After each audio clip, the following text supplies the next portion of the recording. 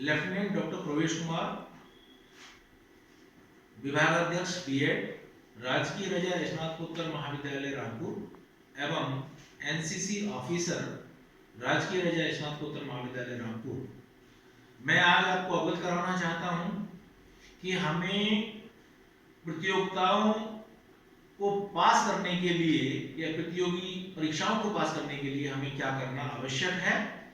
माननीय मुख्यमंत्री उत्तर प्रदेश जी के द्वारा मिशन रोजगार कार्यक्रम चलाया जा रहा है और यह अपेक्षा की जाती है कि सभी को अपनी अपनी योग्यता के अनुसार सेवा योजना कार्यालय के अंतर्गत सेवा योजना पोर्टल में अपने आप को रजिस्टर कराएं, जिससे कि अवसर मिलने पर हम अपनी नौकरी पा सकें। और उस नौकरी को पाने के लिए हमें क्या करना है ये मैं आज आपको बताना चाहता हूं। तो मैं आप सबसे कहना चाहता हूं कि हमें जिस प्रतियोगिता को परीक्षा को पास करना है उस प्रतियोगिता परीक्षा के लिए पाठ्यक्रम का होना बहुत आवश्यक है और उस पाठ्यक्रम में हमें किस प्रकार से अध्ययन करना है, किस प्रकार से अपने आप को उसके अनुरूप बनाना है और किस प्रकार से हम उसमें सफल हो सकते हैं, अपने लक्ष्य की प्राप्ति कर सकते हैं, हमें क्या क्या कार्य करने होंगे। इसलिए आवश्यक है कि मैं उत्तर प्रदेश सरकार एवं सेवा योजना कार्यक्रम के अंतर्गत ये अनुग्रह करूंगा, आग्रह करूंगा कि सभी महाविद्यालयों, माध्यमिक विद्यालयों में एक परामर्श केंद्र का आयोजन किया जाना आवश्यक है।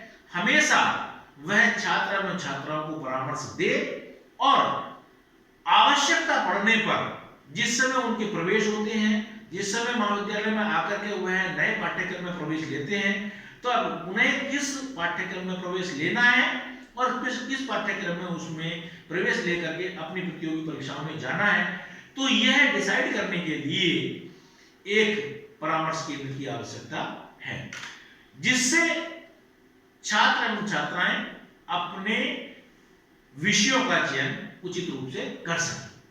क्यों? इसलिए क्यों आवश्यक है? क्योंकि एक अध्यापक को बनने के लिए महाविद्यालय में स्नातक डिग्री में किन विषयों का चयन करना है।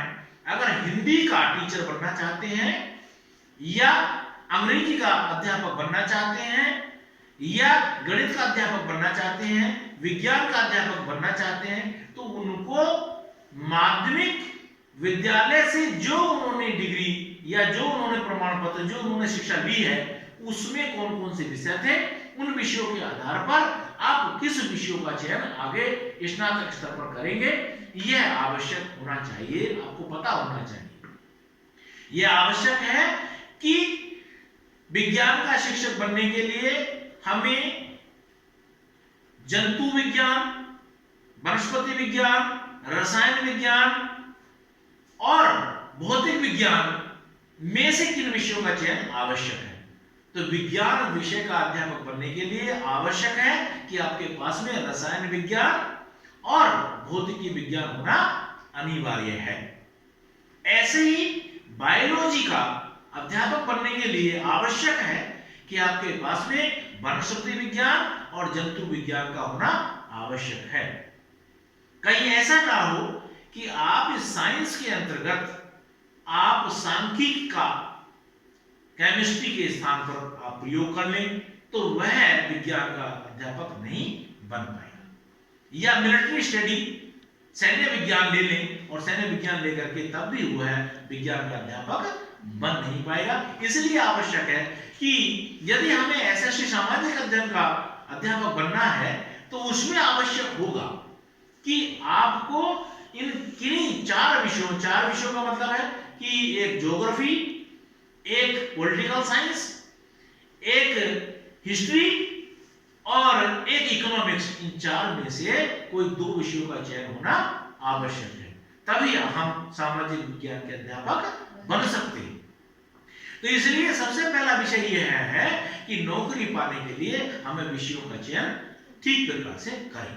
इसके बाद मैं कहना चाहता हूं कि हम जिस किसी भी परीक्षा का हम आवेदन कर रहे हैं तो उसके लिए हमें मुख्य रूप से पत्र पत्रिकाओं को पढ़ना भी आवश्यक है। साथ में कहना चाहूंगा कि जिन प्रतियोगी परीक्षाओं को पास कर लिया है उनके लेख को, उनके साक्षात्कारों को पढ़ना आवश्यक इसलिए होगा कि उन्होंने किस परिस्थिति में आईएएस की परीक्षा पास की है, किस परिस्थिति में उन्होंने पीसीएस की परीक्षा पास की है। सब लोग कहते हैं कि हमें कोचिंग करके ही हम परीक्षा पास कर पाएंगे या प्रतियोगी परीक्षाओं को पास कर पाएंगे, ऐसा जरूरी नहीं है। जो आर्थिक रूप से कमजोर हैं तो उनके लिए यह पैसा कहां से आएगा, ऐसे उनको कहां से पैसे दे पाएंगे या परिवार के लोग उनको कैसे व्यवस्था कर पाएंगे। तो हमें नहीं लगता कि कोचिंग पढ़ने से ही प्रतियोगी परीक्षाओं को पास कर सकते हैं, ऐसा नहीं है। आवश्यकता इस बात की है कि हमें अपने अंदर लक्ष्य प्राप्ति करने के लिए आवश्यक है कि हम पाठ्यक्रमों को पढ़ें, हम अपने लेखों को पढ़ें, हम पत्रिकाओं को पढ़ें, हम नोट्स तैयार करें और परीक्षा की तैयारी के लिए उन टेक्स्ट बुक पुस्तिकाओं को पढ़ करके और हमेशा अपनी नोट्स तैयार करते रहें, जिससे कि परीक्षाओं में सफल आयोजन कर सकते हैं और सफलता प्राप्त कर सकते हैं। इसलिए मैं अपनी बात को यहाँ विराम देते हुए कहूंगा कि सभी अपने लक्ष्य प्राप्ति के लिए समय से अध्ययन करें और समय से नोट्स की तैयारी करें। आवश्यक नहीं है कि आप किसी कोचिंग में जाएं। ओके, धन्यवाद, थैंक यू।